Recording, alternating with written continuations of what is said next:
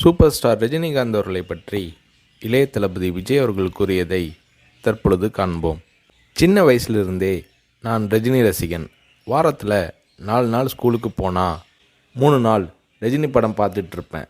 எனக்கு 5 வயசாகி இருக்கிறப்ப ரஜினி சாரோட அன்புக்கு நான் அடிமை படம் ரிலீஸ் ஆச்சு. எப்படியாவது படம் பார்த்துடணும்னு ஆசை. ஆனால் ஸ்கூலுக்கு கட்டடிச்சிட்டு போகிற வயசு அல்ல அது. அதனால் நான் என்ன பண்ணினேன்னா, அப்பா ஷூட்டிங்க்கு போன உடனே எங்கள் அம்மா கிட்ட ரொம்ப அடம் பிடிச்சி மேட்னி ஷோவுக்கு போயிட்டேன்.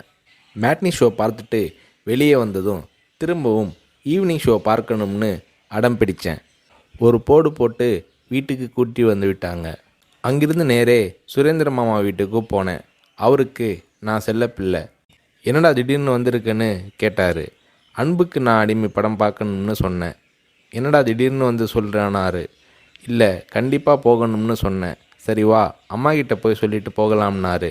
இல்லை, அம்மா கிட்ட சொன்னால் திட்டுவாங்க. நான் உங்கள் வீட்டில் இருக்கேன்னு சொல்லிட்டு வந்துட்டேன். படம் பார்த்துட்டு நைட்டு போயிடுறேன்னு. அதே மாதிரி சுரேந்திரர் மாமா கூட போய் 2வது தடவையாக படம் பார்த்துட்டு வீட்டுக்கு வந்துட்டேன். அப்படியும் சும்மா இருக்கலை.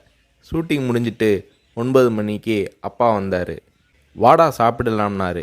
எனக்கு பசி இல்லைன்னு முகத்தை திருப்பிக்கிட்டேன். கோபமாக இருக்கிற மாதிரி நடிப்பு காட்டினேன். இல்லை, சாப்பிட்டு தான் ஆகணும். உன் ப்ராப்ளம் என்னன்னு சொல்லுனாரு. அன்புக்கு நான் அடிமைக்கு கூட்டிகிட்டு போனால் சாப்பிட்றேன்னு சொன்னேன்.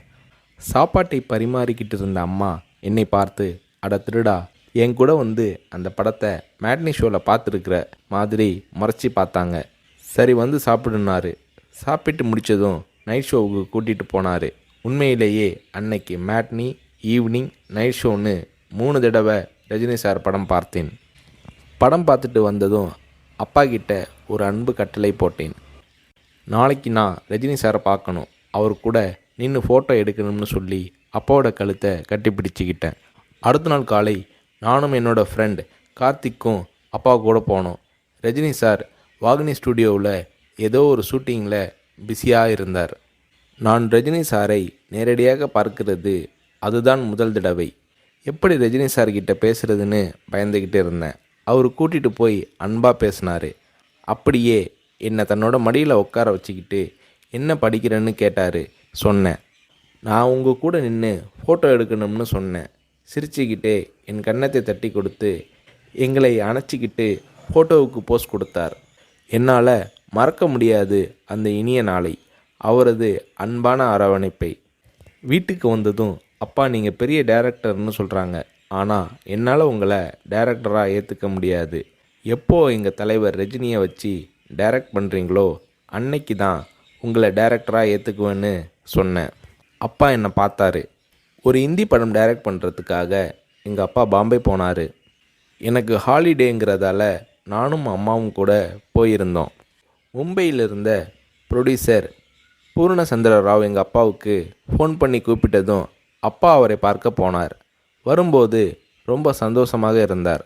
ஹோட்டலுக்கு வந்ததும் என்னை கூப்பிட்டு, விஜய், நான் டைரக்டர் ஆயிட்டேனாரு. ரஜினி சாரை நடிக்க வச்சு டைரக்ட் பண்ண போகிறேன்னாரு. அந்த படம் தான் நான் சிகப்பு மனிதன். நீங்கள் நம்புறீங்களோ இல்லையோ, அந்த படத்தை நான் 17 தடவை பார்த்தேன். நடிக்கணும்னு ஆசைப்படுறியே, உனக்கு நடிப்பை பற்றி என்ன தெரியும்னு எங்கள் அப்பா கேட்டதும் உடனே அப்போதே ஒரு சீன் நடித்து காட்டினேன். அது என்ன சீன் தெரியுமா? அண்ணாமலை படத்தில் ரஜினி சார் பேசிய பெரிய டைலாக் சீன். நான் ரஜினி ரசிகனாக இருந்ததால் அவரோட பல வசனங்களை மனப்பாடம் பண்ணி வச்சுருந்தேன். அதில் ஒரு வசனம் தான் எனக்கு உதவியது. ரஜினி சார் சரத்பாபுவை பார்த்து தொடையில் தட்டிக்கிட்டு கோபமாக பேசுவாரே, அந்த வசனத்தை நான் பேசி நடிக்கிறத கொஞ்ச நேரம் அப்படியே கூர்ந்து கவனிச்ச எங்கள் அப்பா என்னை பக்கத்தில் கூப்பிட்டு, நாளைக்கு உனக்கு மேக்கப் டெஸ்ட் எடுக்கிறேன்னாரு.